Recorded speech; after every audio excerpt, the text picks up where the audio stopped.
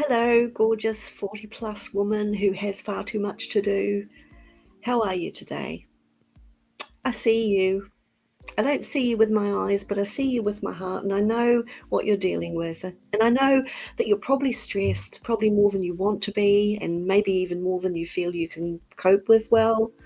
I'm only assuming, but indulge me if you will. The problem with modern life as you're being forced to live it is that there's so much going on in it. It's likely that you're chronically busy with a million things to juggle, and it's all too easy to focus fully on what everyone else wants or expects from you and ignore your own needs in the process. Sound familiar? Yeah, I thought so. I understand why you do it, but I need to tell you that it's not okay to keep hiding behind that excuse that you're already wearing too many hats and there's no room left on the hat stand for the most important one of all, the one labeled you. I know that you wear a lot of hats, and I know that you probably can't take them off, at least not for long. You're probably a mum, possibly to challenging or complex or troublesome children of whatever age. And even if that's not the case, they probably still need you in some way, even if it's only you that thinks they do. You're possibly also a partner. And that might not be a straightforward relationship either. It might be very different for you. You might be single or widowed or divorced and having to do everything by yourself. It's likely you're a worker or a business operator, and you might also be a daughter to aging parents with evolving needs that have started to eat into your time and energy. You might be grappling mightily with peri or the menopause proper. Throw in a dog that needs walking twice a day, a few friends with issues you really want to help them with, and clubs and hobbies or projects that you want to make time for, random day-to-day challenges that need your attention, emotional concerns that gobble what little time you do have to pause and breathe for more than a nanosecond, and it's no wonder you're feeling overwhelmed and exhausted. It's tiring just talking about that stuff. And the big question is, how much time is left in it all for you? When do you get to nurture you? When do you get to recharge yourself to competently be that hat-wearing wonder that everyone needs you to be? There is such a thing as running on empty, and it's not a good thing at all. It's the fastest route to burnout and all kinds of health problems none of us need. What are you going to do if you end up too sick to wear any of your hats? Time management. It's two small words. Or one, if you choose to see a hyphenated word as one. A lot of people do, and the jury's still out on that. Trust me, I'm a writer and I know that. It's one or two words in four small syllables. Time management. And so it sounds simple, doesn't it? But we all know that it isn't. It's as big a challenge as everything else. But here's the thing. You really need to learn how to be a time management wonder, as well as everything else you're so adept at doing. It's just another thing on the list of gotta do's, but it's probably the best investment you can make in yourself to work on rejigging the way you do things to make more time for you. Apologies if you're already handling things spectacularly well with no need for support in the form of someone like me wittering that you need to take better care of yourself. If you are already doing that, this podcast isn't for you. So I won't get bent out of shape at all if you decide to press the exit button. If you don't feel you belong in this podcast, that's cool.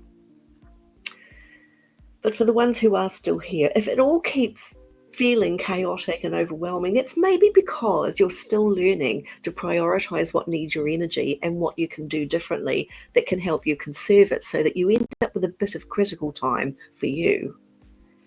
Time is so easily hijacked or stolen, isn't it? We're robbed of it at every turn. We have to identify what is stealing vast chunks of our time and stop that from happening. We have to take back control of where our time goes. I get how much of a challenge that is because I have time thieves too. One of the biggest thieves of my time is social media. Even as a critical part of my marketing, social media literally gobbles my time. It's like watching Pac-Man, for anyone who remembers that little open-mouthed gaming gremlin that devours everything in its path. I can lose an hour on Facebook with no trouble at all. I have to stop with my own lack of discipline to avoid being left with no time for myself. Consider this. As women, we're not expected to be tough. A lot of us want to be, to prove the point that it's not okay to railroad us into submission over anything, because of course it isn't. And a lot of us have to be tough in the face of big challenges, especially when there's no one around to help us bear the load. We have to step up. We have to put the big girl pants up, roll our sleeves up, and get stuck in. But here's the big thing that so many of us don't appreciate about ourselves. If you can be tough in what you have to do, you can also be tough about insisting on getting what you need. You can find ways to ring-fence time for yourself, even if it's only a few minutes to listen to some affirmations, some inspiring narrative, or even just a couple of tracks of calming music on a podcast while you're sitting in the car. It's not enough, but it's a start. And making a start is the critical factor in achieving anything at all. The pyramids didn't build themselves. Someone with a great idea started with a single block of stone. It wasn't much, but it was a start. And look what happened after that.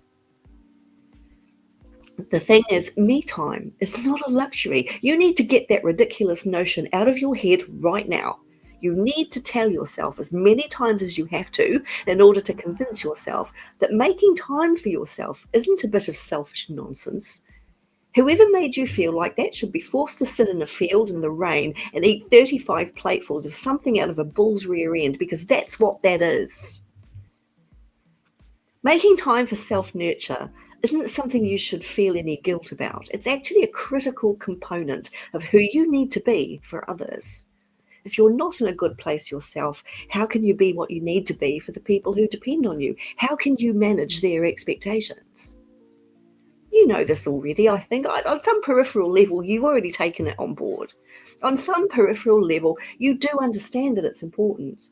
But until it actually resonates as a concept, all it's ever going to be is a thought in your head that you keep making excuses for not acting on. And my questions to you are as follows. And don't worry, there's only 3.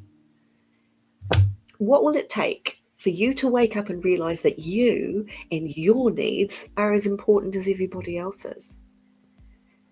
Do you need to hit the wall in a heap for that to become important to you? And if you do, what if it's already too late to reclaim your emotional health and well-being quickly? What if it takes you a long time to recover from burnout? Okay, that was 4 questions. Did you see that? I snuck an extra one in that rode in on the coattails of the one just before it. Cheeky of me, I know. But they're all critical questions. They're all questions you should be asking yourself if you're in a place where you feel overwhelmed or you feel you're heading towards that. And I have some news for you, lovely lady. You are spectacular and capable and beautiful and amazing on every level. But you need to stay at the top of your game. And the only way you're going to get to do that and to continue to be the awesome, inspiring force that you are in the world without becoming completely depleted and unhappy is to start taking care of yourself. It can start with something small, but it needs to be something you'll feel the benefit from straight away to encourage you to keep going with it. So ask yourself a few questions now. What makes your heart sing? What delights you? What takes you out of your overbusy head and enables you to relax at least for a little while? What can you do to get your commitments in priority order?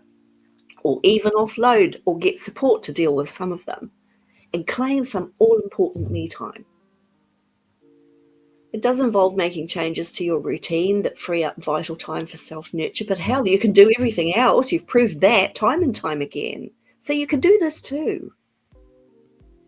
I have a friend who started going to bed half an hour earlier every night so she can read.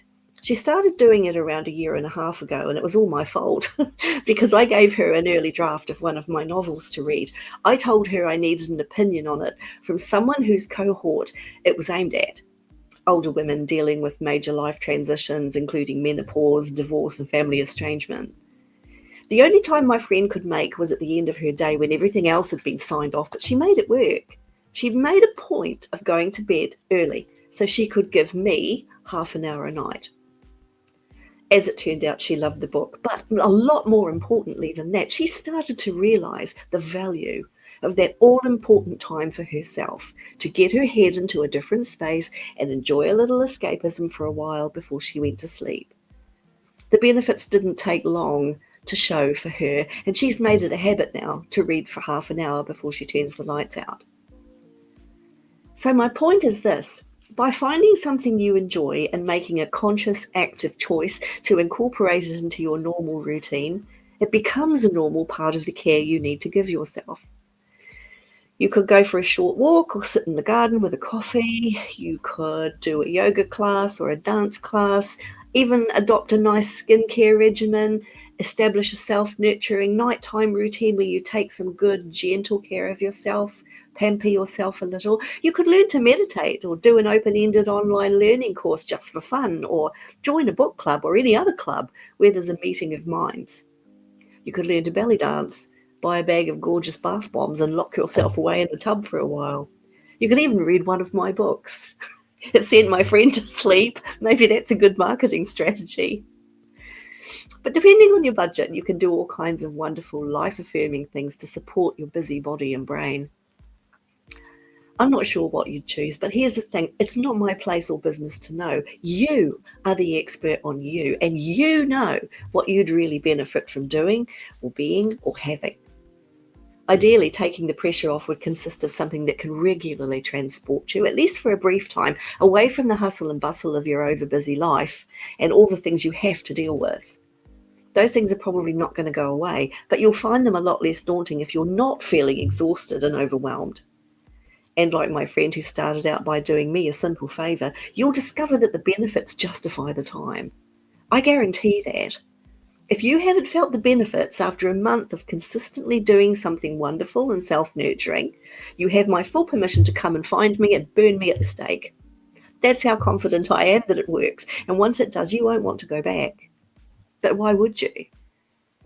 Ditching the external demands of others and the internal guilt of your own is something you need to do, and right now, for your own health and well-being.